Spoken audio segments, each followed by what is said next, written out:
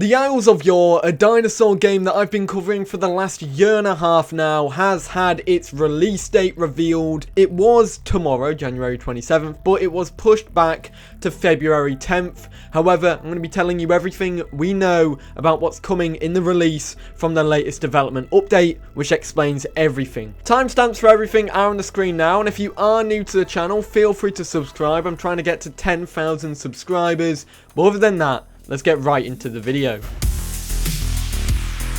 So yes, this brand new dinosaur survival game will of course be a early access release title, which of course is sadly well, to some people it's a sad thing when a dinosaur game comes out as early access, because every single dinosaur game that comes out is in an early access form. But it isn't really a surprise, because this is something that the developers have been telling us, and I've been telling you guys while this game has been gearing up to release, that it will be coming out in an early access state, because obviously there's only one developer working on this game, and so obviously if it were to come out, it would only probably come out as an early access and then build its way up, judging on what the people want. So what will there be in this game? Well, firstly, there is one playable creature in the Isles of Yore, and that is coelophysis, the game's staple and very first and well beloved dinosaur to be added to the game.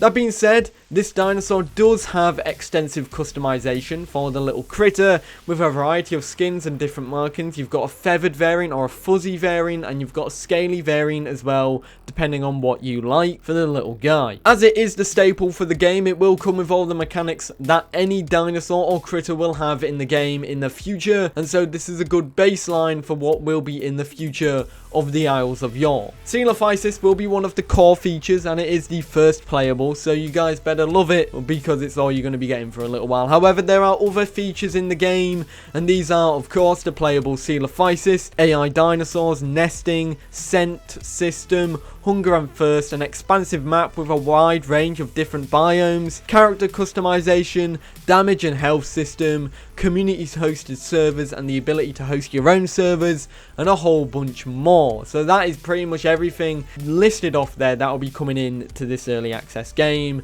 But let's get into the next part, shall we? The price.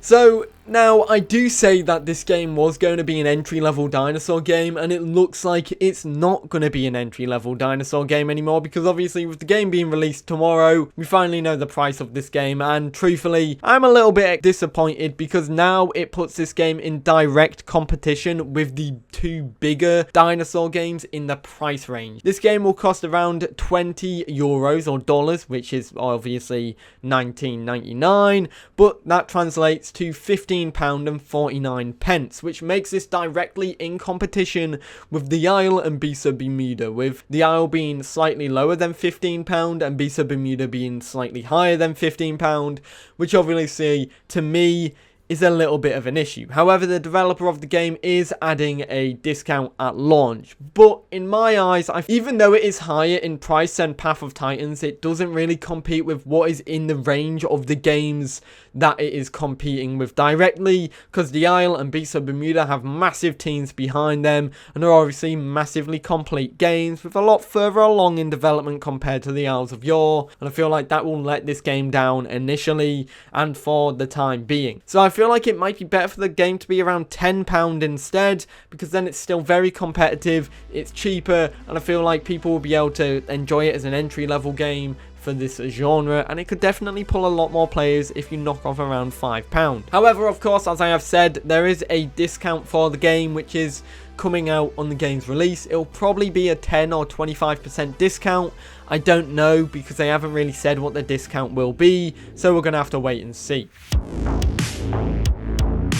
So what is coming to the future of the Isles of Yore? Because, well, luckily the developer did outline what is coming next for the game, and they've technically done it in a small comment. However, they said in the grand scheme of things, for the near future of the game, this is what will be worked on. So, firstly, in the aftermath of the release of the game, there will be a focus on bug fixes and perhaps further balancing for the game itself. This also involves patching of bugs, whether that be map related or gameplay related or balance related, and then there's going to be enhancements to the stability of the game as well, so there'll be stability improvements too. The developer also said that he's aiming to get the second playable for the game out as soon as possible, with a push towards the development of the next critter, the second critter in this game.